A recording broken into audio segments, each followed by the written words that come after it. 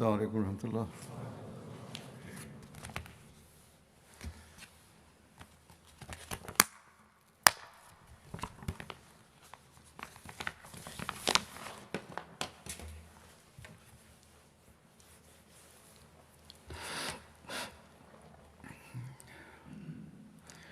أشهد أن لا إله إلا الله وحده لا شريك له وأشهد أن محمدا عبده ورسوله.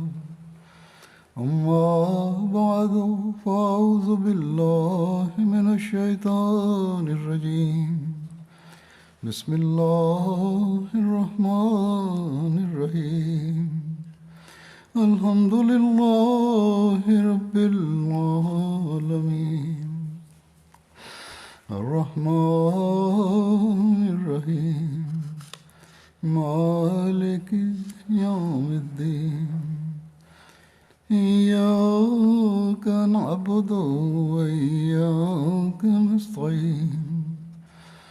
اهدنا الصراط المستقيم صراط الذين أنعمت عليهم غير المغضوب عليهم ولا الضالين. واعبدوا الله ولا تشركوا به شيئا وبالوالدين إحسانا وبذي القربى واليتامى والمساكين والجار ذي القربى والجار الجنب والصاحب بالجنب وابن السبيل وما ملكت أيمانكم إن الله لا يحب من كان مختالا فخورا.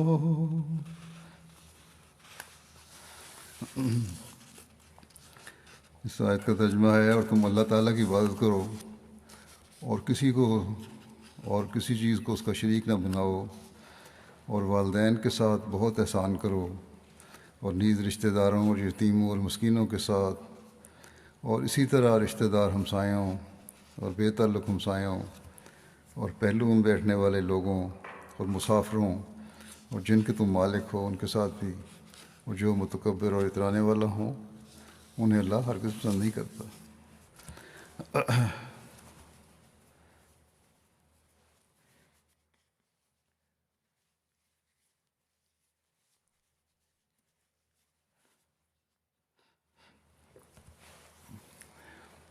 اللہ تعالیٰ آج ہمیں عید منانے کی توفیق عطا فرما رہا ہے، لیکن ایک مومن کے لیے حقیقی عید صرف یہی نہیں کہ اچھے کپڑے پہن لیے، اچھے کھانے کھا لیے، دوستوں کے ساتھ مجلس میں بیٹھ کر خوش گپیوں میں وقت گزار لیا، عید کی نماز پڑھ کر سمجھ لیا کہ اب عید کا فرض تو ادا ہو گیا، اس لیے اب کھلی چھٹی ہے، جو چاہے کرو. نہ اس دن وقت پر ظہر کی نماز کی ادائیگی کا خیال، نہ عصر کی نماز کا خیال، نہ باقی نمازوں کا خیال، اور اگر خیال آیا بھی تو جلدی جمع کر کے پڑھ لی. بلکہ بعض لوگ تو عید کی نماز بھی نہیں پڑھتے، اور جب عید کی نماز ہو جاتی ہے تو بڑے اہتمام سے اٹھ کر تیار ہو کر عید کے دن کی جو دوسری رونقیں ہیں ان میں مصروف ہو جاتے ہیں، جیسے یہی عید کا مقصد ہے. یہ میں صرف برائے بات نہیں کر رہا، بلکہ میں نے ایسے لوگ دیکھے ہیں جو عید کی نماز بھی نہیں پڑھتے اور کہہ دیتے ہیں کہ ہمیں نیند آ گئی تھی، ہم سوئے رہے. یاد رکھنا چاہیے کہ عید والا دن تو زیادہ عبادت کا دن ہے. عام دنوں میں تو 5 نمازیں فرض ہیں اور عید والے دن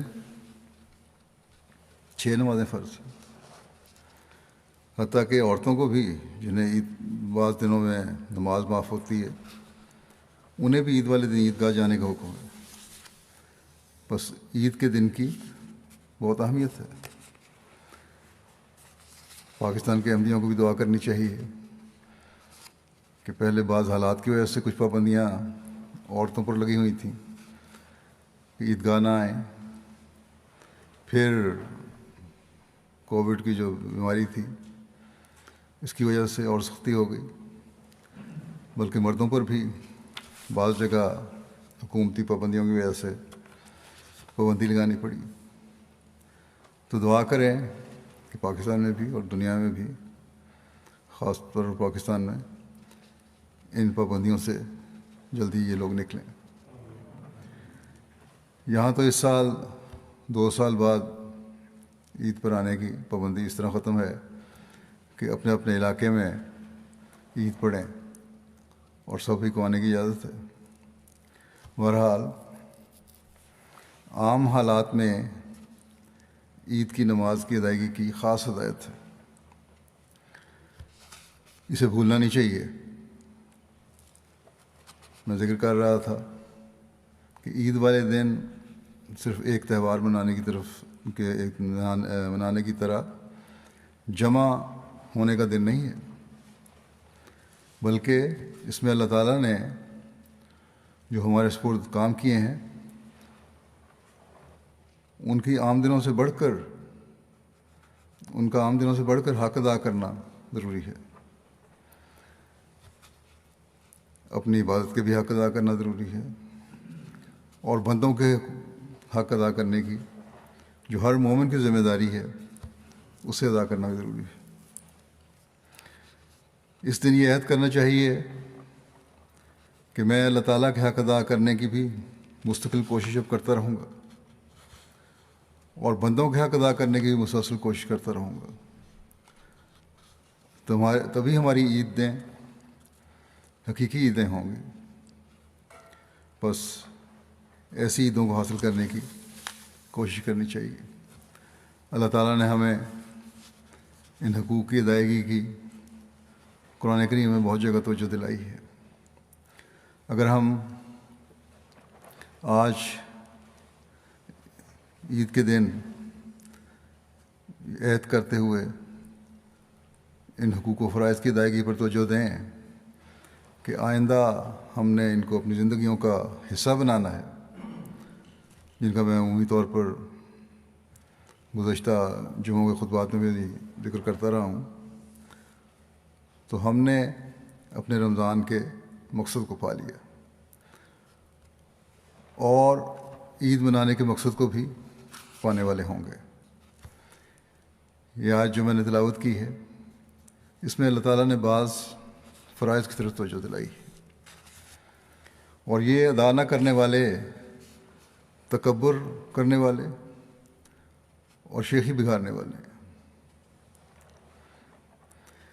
اور ایسے لوگوں کو اللہ تعالیٰ پسند نہیں کرتا۔ بس جنہیں اللہ تعالیٰ پسند نہیں کرتا، نہ ان کا دین ہے نہ دنیا۔ حضرت صلی اللہ علیہ وسلم نے بھی ایک موقع پر اس کا بڑا سخت انذار فرمایا۔ آپ نے فرمایا کہ جس کے دل میں ذرہ بھر بھی تکبر ہوگا، اللہ تعالیٰ اسے جنت میں داخل نہیں ہونے دے گا۔ ایک شخص نے عرض کیا کہ انسان چاہتا ہے کہ اچھا کپڑا پہنے، اچھی جوتی پہنے، خوبصورت لگے، تو یہ کس عمر میں آئے گا؟ آپ نے صلی اللہ علیہ وسلم نے فرمایا کہ یہ تکبر نہیں ہے۔ آپ نے فرمایا کہ اللہ تعالیٰ تو خود جمیل ہے، خوبصورت ہے، اور خوبصورتی کو پسند فرماتا ہے۔ آپ نے فرمایا تکبر یہ ہے کہ انسان حق کا انکار کرے، لوگوں کو ذلیل سمجھے، انہیں حقارت کی نظر سے دیکھے اور ان سے بری طرح سے پیش آئے۔ بس عید والے دن اچھے کپڑے پہننا، تیار ہونا، خوشبو لگانا، یہ سب چیزیں اللہ تعالیٰ کو پسند ہیں، لیکن ان کو فخر اور تکبر کا ذریعہ بنانا یہ اللہ تعالیٰ کو پسند نہیں ہے۔ اس آیت میں جن باتوں کی طرف توجہ دلا کر پھر آخر میں کہا ہے کہ اللہ تعالیٰ ہر متکبر و شیخ خورے کو پسند نہیں فرماتا، ان باتوں میں اللہ تعالیٰ کا حق بھی ہے اور بندوں کا حق بھی ہے۔ اللہ تعالیٰ کا حق ہے کہ اس کی عبادت کی جائے۔ اب یہ بے شک اللہ تعالیٰ کا حق ہے کہ اس کی عبادت کی جائے اور کسی چیز کو اس کا شریک نہ ٹھہرایا جائے، لیکن اس کا فائدہ بندے کو ہے۔ لوگ پوچھتے ہیں اللہ تعالیٰ کو اس کا کیا فائدہ ہے؟ اللہ تعالیٰ کو اس کا کوئی فائدہ نہیں۔ اللہ تعالیٰ نے ایک جگہ فرمایا ہے کہ انسان کی پیدائش کا مقصد عبادت ہے، تو یہ اس لیے نہیں کہ اس کا اللہ تعالیٰ کو کوئی فائدہ ہے۔ تو اللہ تعالیٰ نے تو ہماری بہتری کے لیے، ہمیں نوازنے کے لیے، ہماری اصلاح کے لیے عبادتوں کی طرف ہمیں توجہ دلائی ہے۔ ہمیں برائیوں سے روکنے کے لیے ہمیں عبادت کا حکم ہے، نمازوں کا حکم ہے۔ ایک جگہ فرمایا ان الصلاۃ تنہیٰ عن الفحشاء والمنکر ولذکر اللہ اکبر۔ یقیناً نماز بے حیائی اور ہر ناپسندیدہ بات سے روکتی ہے، اور اللہ کا ذکر یقیناً سب ذکروں سے بڑا ہے۔ بس نمازوں کا، عبادتوں کا، اللہ تعالیٰ کے ذکر کا، اللہ تعالیٰ کو یاد کرنے کا فائدہ ہمیں ہے، اور اللہ تعالیٰ ہمیں اس کا بدلہ دیتا ہے، جزا دیتا ہے۔ چنانچہ ایک روایت میں ہے کہ ایک آدمی نے حضرت صلی اللہ علیہ وسلم سے عرض کیا، اے اللہ کے رسول، مجھے کوئی ایسا عمل بتائیں جو مجھے جنت میں لے جائے اور آگ سے دور کر دے۔ آپ صلی اللہ علیہ وسلم نے فرمایا، اللہ تعالیٰ کی عبادت کر، اس کے ساتھ کسی کو شریک نہ ٹھہرا، نماز پڑھ، زکوٰۃ دے اور صلہ رحمی کر، یعنی رشتہ داروں سے پیار اور محبت کا سلوک کرو۔ بس دیکھیں کس طرح اللہ تعالیٰ نواز رہا ہے، دنیا میں بھی نواز رہا ہے اور اگلے جہان میں بھی جنت کی خوشخبری دے رہا ہے۔ پھر ایک اور روایت میں آتا ہے، حضرت صلی اللہ علیہ وسلم نے فرمایا، جو محض للہ 2 عیدوں کی راتوں میں عبادت کرے گا، اس کا دل ہمیشہ کے لیے زندہ کر دیا جائے گا۔ کتنی بڑی خوشخبری ہے! اللہ تعالیٰ کی خاطر عبادت کرنے سے ہمیشہ کے لیے انعام مل رہا ہے۔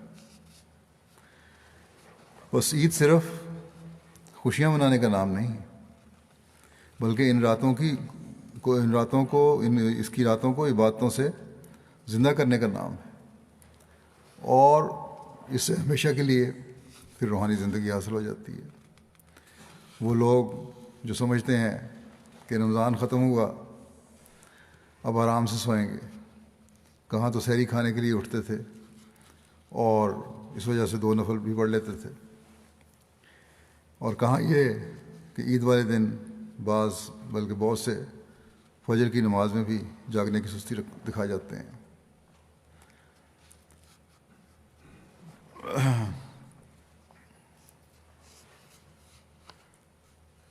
بیماری کو، کووڈ کو بہانہ نہیں بنانا چاہیے۔ فجر کی نماز پر مسجد میں آئیں، عید والے دن اگر کم حاضری تھی تو جہاں آج عید ہے تو کل ہی اس کمی کو پورا کریں، جہاں کل عید ہونی ہے ان کو کل بھی اس بات کا خیال رکھنا چاہیے عید والے دن کہ نماز پہ حاضری ہو، یا کم از کم گھروں میں بچوں کے ساتھ صبح اٹھ کر وقت پر نماز باجماعت ادا کریں۔ حتی الوسع باجماعت نمازوں کا اہتمام کریں، خاص اہتمام سے سنوار کر، جیسا کہ پچھلے خطبے میں میں نے کہا تھا جمعہ کو، کہ سنوار کر نمازوں کی ادائیگی کریں۔ رمضان ختم ہونے اور آج عید منانے کو ہمیں اپنے عبادتوں سے رخصت یا کمی یا پورا اہتمام نہ کرنے کی اجازت نامہ نہیں سمجھ لینا چاہیے۔ یہ باتیں ہی ہیں ہماری دنیاوی اور آخری زندگی میں اللہ تعالیٰ کے فضلوں کا وارث بنانے کی ضمانت بنیں گی۔ اللہ تعالیٰ نے عبادتوں کی طرف توجہ دلانے کے بعد اس آیت میں حقوق العباد کی ادائیگی کی طرف توجہ دلائی۔ حضرت صلی اللہ علیہ وسلم نے، جیسا کہ میں نے بتایا تھا، مختصر الفاظ میں صلہ رحمی کا ارشاد فرمایا تھا۔ اللہ تعالیٰ نے یہاں تفصیل سے بعض حقوق کو اس آیت میں بیان فرمایا ہے۔ فرمایا والدین کے ساتھ احسان کرو۔ اللہ تعالیٰ کی ربوبیت کے بعد والدین کا سب سے بڑا احسان ہے جو انہوں نے پال پوس کر بڑا کیا۔ یہ ایسا احسان ہے جس کا بدلہ ہم کبھی اتار ہی نہیں سکتے۔ یہاں والدین سے احسان سے مراد ہے کہ ہمیشہ ان سے نرمی اور پیار سے بات کرو، ان کا عزت اور احترام کرو۔ اللہ تعالیٰ دوسری جگہ فرماتا ہے والدین کے بارے میں کہ فلا تقل لہما اف، یعنی انہیں اف بھی نہیں کرنا۔ اف انسان کسی بات کے بری لگنے پر کہتا ہے، تو یہاں فرمایا کہ انہیں کسی بری لگنے والی بات پر بھی اف نہیں کرنا۔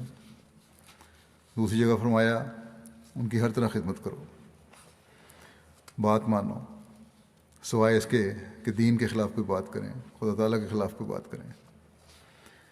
یہاں دین مقدم رکھنا ہے، لیکن پھر بھی سختی نہیں کرنی۔ یہ کہہ دینا ہے کہ میں اس بارے میں اطاعت نہیں کر سکتا، یہ اللہ تعالیٰ کا معاملہ ہے، دین کا معاملہ ہے۔ بس یہ وہ سلوک ہے جس کا ایک مومن کو ماں باپ سے کرنے کا حکم ہے، پھر رشتہ داروں سے اس نے سلوک کا حکم ہے۔ حضرت صلی اللہ علیہ وسلم نے فرمایا کہ جو رزق کی فراخی چاہتا ہے یا جو چاہتا ہے کہ اس کی عمر میں برکت پڑے اور اس کا ذکر خیر زیادہ ہو، اسے صلہ رحمی کا خلق اختیار کرنا چاہیے۔ اپنے سگے رشتہ دار ہیں یا سسرال کی طرف سے رشتہ دار ہیں، ان کا خیال رکھنا چاہیے۔ جو لوگ آسودہ حال ہیں، باہر کے ممالک میں آ کر اللہ تعالیٰ نے ان کے حالات بہتر کر دیے ہیں، انہیں عید کی خوشیوں میں اپنے عزیزوں کو بھی شامل کرنا چاہیے جن کے حالات زیادہ اچھے نہیں ہیں، اور اس کے لیے یہ شرط نہیں ہے کہ وہ جواب میں اچھا سلوک کریں تو تب ہی ان سے احسان اور اچھے سلوک کا اظہار کرنا ہے، بلکہ اگر وہ مثبت رویہ نہ بھی دکھائیں تب بھی احسان کا سلوک کرنا ہے۔ جب ایک شخص نے حضرت صلی اللہ علیہ وسلم کی خدمت میں عرض کیا کہ میں رشتہ داروں سے نیک سلوک کروں تب بھی وہ تعلق توڑتے ہیں، صحیح جواب نہیں دیتے، صحیح سلوک نہیں کرتے، تو ایسی صورت میں کیا کروں؟ آپ نے فرمایا کہ تو جو کہہ رہا ہے اگر وہ سچ ہے تب بھی اسی طرح کرو، ان سے نیک سلوک کرو، یہ تمہارا ان پر احسان ہے، اور جب تک تم ان سے یہ سلوک کرتے رہو گے اللہ تعالیٰ تمہاری مدد کرتا رہے گا۔ بس نیک کام کرنا ہمارا کام ہے، اور عید کی حقیقی خوشی تبھی ہے جب یہ نیک سلوک بغیر کسی بدلے اور اجر کے انسان کرتا رہے، اس لیے کہ اللہ تعالیٰ اور اس کے رسول کا حکم ہے، اور اس کی جزا اللہ تعالیٰ دیتا ہے۔ یہاں یہ بھی واضح کر دوں کہ بعض مرد اپنی بیویوں کو اپنے رشتہ داروں سے ملنے سے روکتے ہیں، حتیٰ کہ ماں باپ سے بھی ملنے سے روکتے ہیں، یعنی بیویوں کے رشتہ دار ماں باپ۔ یہ انتہائی جہالت کی بات ہے۔ چھوٹی چھوٹی باتیں اور رنجشیں دل میں رکھ کر کہ بیوی کے بھائی نے فلاں موقع پر یہ کہہ دیا، اس کی بہن نے وہ کہہ دیا، ماں باپ نے فلاں موقع پر میرے یا میرے ماں باپ سے ایسا رویہ دکھایا، فلاں کے چچا یا ماموں نے اس طرح بات کی، یہ سب جہالت کی باتیں ہیں۔ ایک مومن کا شیوا نہیں کہ اس قسم کی سوچیں رکھے، اور یہ باتیں عموماً سامنے آتی رہتی ہیں۔ بس اگر اللہ تعالیٰ کو خوش کرنا ہے، اللہ تعالیٰ کی مدد حاصل کرنے والا بننا ہے، تو پھر ان لغو اور بیہودہ باتوں کو چھوڑنا ہوگا۔ جو انسان اللہ تعالیٰ کی رضا کی خاطر بظاہر نیچا ہو کر دوسرے کو سلام بھی کرتا ہے، صلح میں پہل کرتا ہے، وہ اللہ تعالیٰ کے فضلوں کا وارث بنتا ہے۔ بس اس طرف بھی ہر احمدی کو خاص توجہ دینی چاہیے۔ اسی طرح آپس میں میاں بیوی کے تعلقات ہیں، گھروں میں چھوٹی چھوٹی باتوں پر جو رنجشیں ہو رہی ہوتی ہیں انہیں بھی دور کرنے کی کوشش کرنی چاہیے۔ مرد کو اگر حکم ہے کہ عورت سے حسن سلوک کرے، تو عورتوں کو بھی حکم ہے کہ اللہ تعالیٰ کہ اپنے اندر قناعت پیدا کریں اور اپنے گھروں کو سنبھالیں۔ پھر حقوق العباد کی طرف توجہ دلاتے ہوئے اللہ تعالیٰ فرماتا ہے کہ یتیموں اور مسکینوں کا خیال رکھو۔ یہ ایک بہت اہم کام ہے جس کی طرف ہر احمدی کو توجہ دینی چاہیے۔ اگر خود کسی یتیم کو نہیں بھی جانتے تو جماعت میں یتامہ فنڈ ہے، اس میں بھی زیادہ سے زیادہ حصہ لینا چاہیے۔ عید کی خوشیوں میں یتیموں کو شامل کریں، اس مد میں چندہ دینا چاہیے۔ حضرت صلی اللہ علیہ وسلم نے یتیم کی پرورش کرنے کی اہمیت کو بیان کرتے ہوئے فرمایا کہ میرا اور یتیم کی پرورش کرنے والا میں اور یتیم کی پرورش کرنے والا جنت میں یوں اکٹھے ہوں گے جیسے ہاتھ کی دو انگلیاں اکٹھی ہوتی ہیں۔ انہوں نے اشارہ کر کے فرمایا انگلیوں کا۔ بس یہ جاری نیکیاں ہی ہیں، اس میں بھی ضرور شامل ہونا چاہیے۔ اسی طرح جماعت میں اور بھی امداد کے بعض فنڈ ہیں، شادی فنڈ ہے، مریضوں کے فنڈ ہیں، طلباء کی تعلیم کے فنڈ ہیں، اس میں جن کو توفیق ہو حصہ لینا چاہیے۔ پھر مسکینوں کی پرورش کی طرف بھی توجہ دلائیے۔ اللہ تعالیٰ فرماتا ہے کہ مومن اللہ تعالیٰ کی رضا کے لیے یتیموں اور مسکینوں کو کھانا کھلاتے ہیں۔ حضرت صلی اللہ علیہ وسلم نے بھی فرمایا کہ اگر تو چاہتا ہے کہ تیرا دل نرم ہو جائے تو مساکین کو کھانا کھلا اور یتیم کے سر پر ہاتھ رکھ۔ بس نیکیوں کی توفیق ملنے اور اللہ تعالیٰ کی رضا حاصل کرنے کے لیے یہ خدمت خلق کے کام ایک مومن کو اپنے پر فرض کرنے چاہیے۔ اور عیدوں کے موقع پر خاص طور پر اس کا خیال آنا چاہیے۔ اور یہ مدد صرف عیدوں کے دن کے لیے نہیں بلکہ جن کو توفیق ہے مستقل انہیں کرتے رہنا چاہیے۔ پھر ہمسایوں سے حسن سلوک کا حکم ہے۔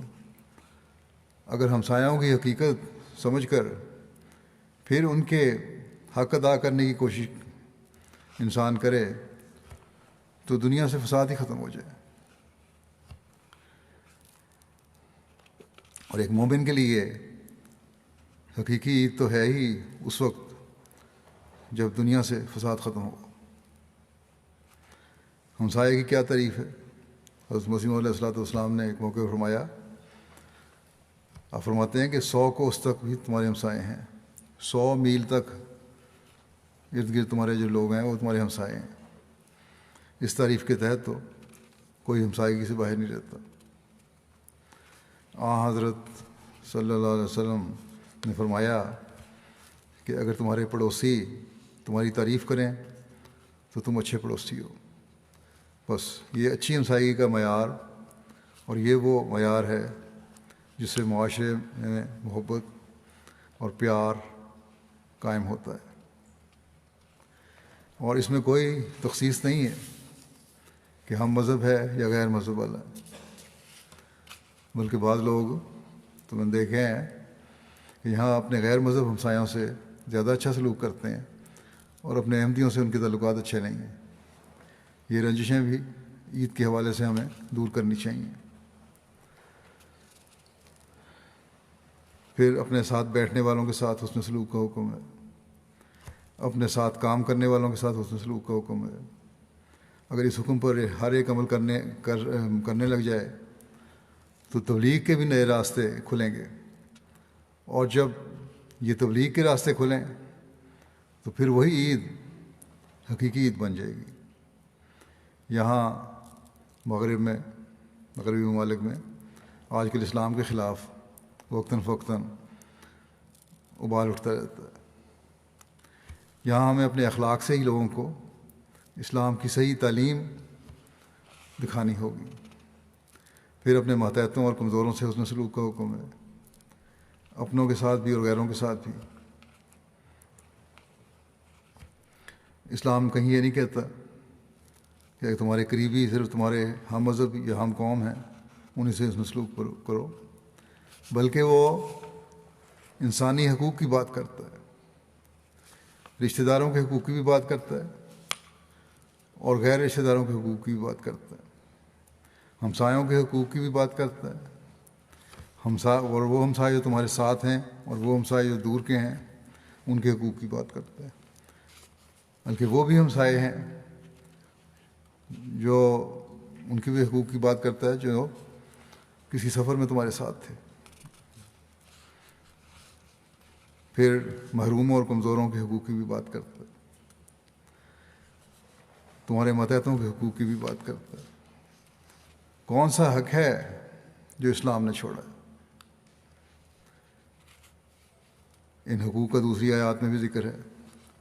پھر حقوق کے قائم کرنے کے لیے ایک خصوصی تعلیم جو قرآن کریم نے بیان فرمائی ہے وہ ہے عدل اور انصاف کی تعلیم، اور اس تفصیل سے وہ بیان کی ہے جس کی مثال نہیں ہے، کئی موقع پر بیان فرمایا۔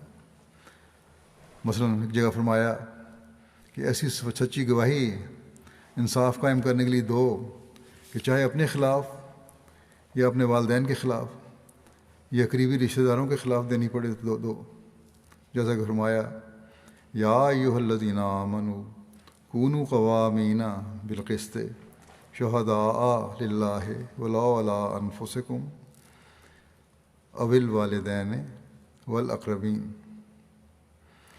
اے ایماندارو، تم پوری طرح انصاف پر قائم رہنے والے اور اللہ کے لیے گواہی دینے والے بن جاؤ، گو تمہاری گواہی تمہارے اپنے خلاف ہو یا والدین یا قریبی رشتہ داروں کے خلاف پڑتی ہو۔ یہ وہ باتیں ہیں جو معاشرے کا امن قائم رکھتی ہیں اور حسین معاشرے کو جنم دیتی ہیں۔ یہ وہ باتیں ہیں جو ہم اللہ تعالیٰ کی رضا حاصل کرنے کے لیے کرتے ہیں تو دنیا کو ہی جنت بنا دیتی ہیں۔ یہ وہ عید ہے جو حقیقی عید ہے، جب ہمیں اس دنیا میں جنت مل جائے کہ اللہ تعالیٰ اور اس کے بندوں کے حق ادا کر کے ہم دنیا کو جنت نظیر بنا سکتے ہیں۔ اصل نیکی جس کی اسلام ہمیں تعلیم دیتا ہے یہی ہے کہ دوسروں کے حقوق کا خیال رکھا جائے، نہ کہ اپنے حق حاصل کرنے کے لیے اس دنیا میں فساد پیدا کیا جائے۔ یہی ایک مومن کی شان ہونی چاہیے کہ یہ کوشش کرے کہ اس کے ذمہ کسی کا حق باقی نہ رہے۔ یہ جائزہ لیں اپنا کہ میرے ذمہ کسی کا حق تو باقی نہیں رہا، تلاش کرے حق۔ صرف حق یہ نہیں ہے کسی کا قرض دینا ہے، بلکہ حق یہ ہے کہ اپنے جتنی استعدادیں ہیں، صلاحیتیں ہیں، اخلاق ہیں، ان سے دوسرے کے ساتھ سلوک کرنا اور اچھا سلوک کرنا، دوسروں کے دکھوں اور تکلیفوں کو محسوس کریں۔ اور یہی چیزیں ہماری عید کو حقیقی عید بنا سکیں گی۔ صرف ایک دن کی عید نہیں، بلکہ ایسی عید جو اللہ تعالیٰ کی رضا حاصل کر کے دائمی عید بنے گی۔ پھر عید کے موقع پر دنیا کی عمومی فکر بھی ہمیں کرنی چاہیے، اس کے لیے دعا بھی کرنی چاہیے۔ صرف اپنی خوشیوں میں ہی اطمینان نہ حاصل کر لیں۔ دنیا آج کل تباہی کی طرف جا رہی ہے، ہمیں اس کی فکر ہے اور ہونی چاہیے کہ انسانیت کو بچانا بھی ہمارا کام ہے۔ یہ سب اس لیے ہو رہا ہے کہ انصاف کے تقاضے پورے نہیں کیے جاتے، دوسروں کے حقوق کا خیال نہیں رکھا جاتا۔ اگر عہدوں کی پابندی ہوتی، اگر ہر سطح پر انصاف کرنے اور حقوق ادا کرنے کی کوشش ہوتی، انصاف کو حقیقی رنگ میں قائم کیا جاتا، اگر حقوق کی ادائیگی کا حق ادا کیا جاتا، تو نہ ہم عراق کی تباہی دیکھتے، نہ شام کی تباہی دیکھتے، نہ لیبیا کی تباہی دیکھتے، نہ یمن کی تباہی دیکھتے، نہ افغانستان کی تباہی دیکھتے، جو حال ہوا ہے آج کل ان کا یہ دیکھتے، اور نہ اب جو یوکرین میں جو کچھ ہو رہا ہے اس کو دیکھتے۔ بس جیسا کہ میں نے کہا، یہ حقوق کی ادائیگی کا صحیح ادراک حاصل کرنا اور دنیا کو اسلام کی تعلیم کا صحیح طور پر بتانا، اس کا پتہ دینا اور خود اس پر عمل کرنا، یہ تبلیغ کے نئے راستے کھولے گا اور دنیا کو بچانے کا بھی ذریعہ بنے گا۔ ہمیں اس طرف خاص توجہ دینی چاہیے۔ دنیا تو اپنی تباہی پر تلی ہوئی ہے، کوئی ان کو خیال نہیں ہے۔ ان کے نزدیک دنیاوی طاقت اور اس کا اظہار ہی اور اپنی برتری کو ثابت کرنا ہی ان کی زندگی اور بقا کی ضمانت ہے، لیکن نہیں جانتے کہ یہ ان کی بقا کی نہیں بلکہ تباہی کو یقینی بنا رہی ہے۔ یہ بھی خوش فہمی لگتی ہے کہ نیوکلیئر ہتھیار استعمال نہیں ہوں گے یا اس کا امکان کم ہے۔ دھمکیاں تو اس حوالے سے ایک دوسرے کو دے رہے ہیں۔ یہ بہرحال اللہ تعالیٰ بہتر جانتا ہے کہ استعمال ہوں گے یا نہیں، لیکن یہ یقینی بات لگ رہی ہے کہ تباہی اور بربادی کی طرف بڑی تیزی سے یہ لوگ بڑھ رہے ہیں، اور اس کا آخری نتیجہ تباہی اور بربادی ہونا۔ ایسے میں ایک ہی چیز ہے جو دنیا کو تباہی سے بچا سکتی ہے، اور وہ اپنے پیدا کرنے والے خدا کی پہچان ہے اور اس کی طرف آنا ہے۔ دنیا کو تو نہ اس بات کا ادراک ہے نہ اس کا علم ہے۔ یہ احمدیوں کی ذمہ داری ہے کہ ان کو اس راستے کی طرف رہنمائی کریں۔ یہ حقوق اللہ اور حقوق العباد کی ادائیگی ہی ان کو بتائیں کہ یہ ادائیگی، حقوق کی ادائیگی تمہاری بقا کی ضمانت ہے، تمہاری طاقتیں نہیں۔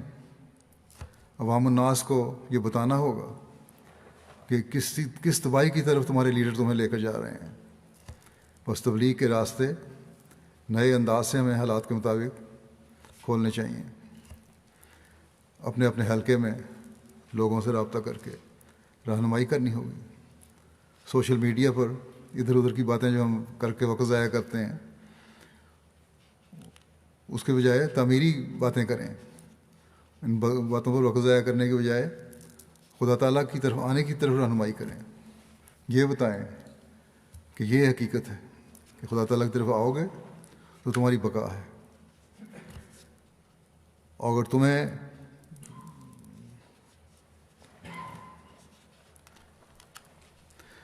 اگر ہم یہ چیزیں یہ کام کر لیں، دنیا کو اس طرح بتا دیں، تو جہاں ہم اپنے گھروں، اپنے شہروں، اپنے ملکوں میں امن قائم کرنے کی کوشش کر رہے ہوں گے، دنیا کو بھی تباہی سے بچا کر خوشیاں دینے والے ہوں گے۔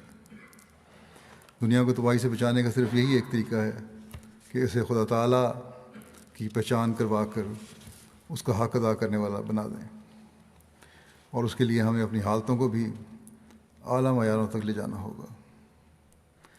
اور یہی حقیقی عید ہے، یہی عید ہے جس کے منانے کے لیے اللہ تعالیٰ نے حضرت صلی اللہ علیہ وسلم کے غلام صادق کو زمانے کی اصلاح کے لیے بھیجا تھا، اور آپ نے اس بارے میں دنیا کو بار بار متنبع کیا ہے۔ اس وقت میں حضرت مسلم موعود کا بھی ایک مختصر حوالہ پیش کرنا چاہتا ہوں، جو کسی نے ڈیٹیل الفضل کو بھیجا تھا۔ یہ حضرت مسلم موعود کے خطبہ کا، عید کے خطبہ کا حوالہ ہے، چھپا ہوا ہے یہ، اور اتفاق سے یہ بھی عید جو تھی عید الفطر 2 مئی کو 1957 میں 2 مئی کو ہوئی تھی۔ حضرت مسلم موعود نے بیماری کی وجہ سے بڑا مختصر خطبہ دیا تھا، اور لیکن اس کا بھی میں خلاصہ پیش کر دیتا ہوں، وہ بھی تبلیغ کے حوالے سے کہ کیا درد ہونا چاہیے ہمارے اندر تبلیغ کا، کس طرح ہمیں دنیا کو ہوشیار کرنا چاہیے، اور کس طرح ہم حقیقی رنگ میں اپنے احمدی مسلمان ہونے کا حق ادا کر سکتے ہیں۔ آپ نے فرمایا کہ ہماری عید دراصل وہی ہو سکتی ہے جو محمد رسول اللہ صلی اللہ علیہ وسلم کی عید ہو، اگر ہم عید منائیں اور محمد رسول اللہ صلی اللہ علیہ وسلم نہ منائیں تو ہماری عید قطعاً عید نہیں کہلا سکتی۔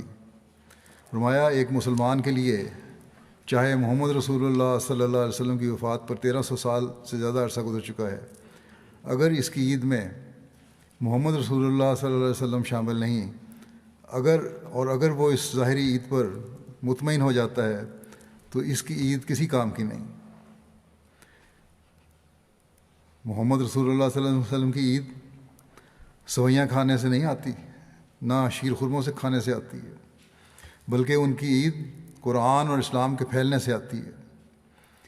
اگر قرآن اور اسلام پھیل جائے تو ہماری عید میں محمد رسول اللہ صلی اللہ علیہ وسلم بھی شامل ہو جائیں گے، خوش ہوں گے کہ جس مشن کو لے کر میں آیا تھا، آپ صلی اللہ علیہ وسلم خوش ہوں گے کہ جس مشن کو میں لے کر آیا تھا ابھی تک میری امت نے اسے قائم رکھا ہوا ہے۔ بس کوشش کرو کہ اسلام کی اشاعت ہو، قرآن کی اشاعت ہو، تاکہ ہماری عید محمد رسول اللہ صلی اللہ علیہ وسلم، ہماری عید میں محمد رسول اللہ صلی اللہ علیہ وسلم بھی شامل ہوں۔ بے شک ہم تبلیغ کرتے ہیں، لیکن اس کا حق ادا کرنے کے لیے ہمیں پہلے سے بڑھ کر کوشش کرنے کی ضرورت ہے۔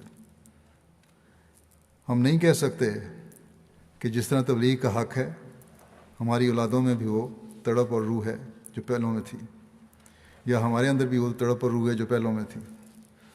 جب تک ہم تبلیغ کی یہ تڑپ اور روح اپنی اولادوں میں اور اپنے اندر پیدا نہیں کر لیتے، ہم حقیقی عید جو حضرت محمد رسول اللہ صلی اللہ علیہ وسلم کی عید ہے نہیں منا سکتے۔ بس یہ پیغام بھی ہمیں ہمیشہ سامنے رکھنا چاہیے کہ یہ روح ہم نے آگے اپنی نسلوں میں بھی منتقل کرنی ہے، اپنے اندر بھی پاک تبدیلیاں پیدا کرنے کی اس طرح خاص توجہ دینی ہے۔ اللہ تعالیٰ کی عبادت کا بھی ایک ادا کرنے والے بننا ہے، اور ان کو بھی کہنا ہے کہ وہ ادا کرنے والے بنیں، اپنی نسلوں کو حقوق العباد بھی ادا کرنے والے ہوں وہ، اور قرآن اور اسلام کی تعلیم کو دنیا میں پھیلانے کے لیے بھرپور کوشش کرنے والے بھی ہوں، اور پھر یہ روح نسل بعد نسل آگے منتقل کرتے چلے جانے والے ہوں۔ یہ روح آگے منتقل کرنی ہے ہم نے، اور اس وقت تک ہم چین سے نہ بیٹھیں جب تک تمام دنیا پر اسلام اور محمد رسول اللہ صلی اللہ علیہ وسلم کا جھنڈا نہ لہرانے لگے۔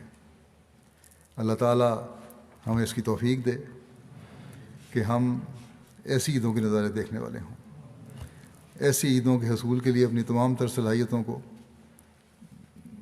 اور کوششوں کو عمل میں لائیں۔ اب دعا ہوگی۔ اللہ تعالیٰ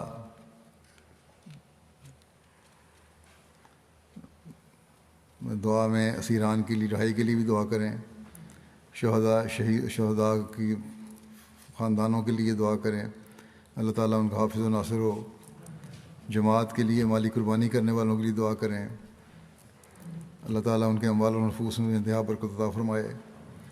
واقفین زندگی کے لیے دعا کریں، اللہ تعالیٰ انہیں وقف کی روح کو قائم رکھتے ہوئے ایک جوش اور جذبے سے کام کرنے کی توفیق عطا فرمائے، اور ان کے اندر ایک ہی تڑپ ہو، مبلغین جو میدان عمل میں ہیں، کہ ہم نے حضرت محمد رسول اللہ صلی اللہ علیہ وسلم کا جھنڈا دنیا میں لہرانا ہے اور دنیا کو توحید کے جھنڈے کے نیچے لے کر آنا ہے۔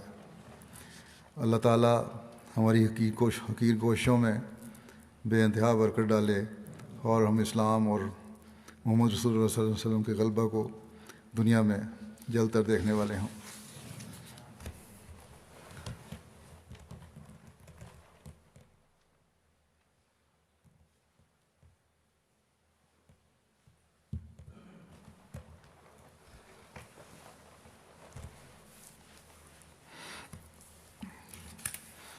الحمد لله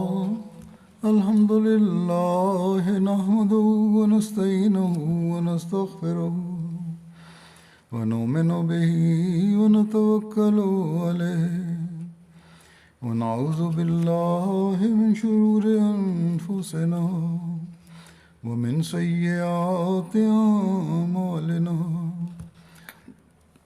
من يهده الله فلا مضل له ومن يضلل فلا هادي له ونشهد أن لا إله إلا الله ونشهد أن محمدا عبده ورسوله عباد الله رحمكم الله إن الله يأمر بالعدل والإحسان وإيتاء ذي القربى وينهى عن الفحشاء والمنكر والبغي يعظكم لعلكم تذكرون اذكروا الله يذكركم وادعوه يستجب لكم ولذكر الله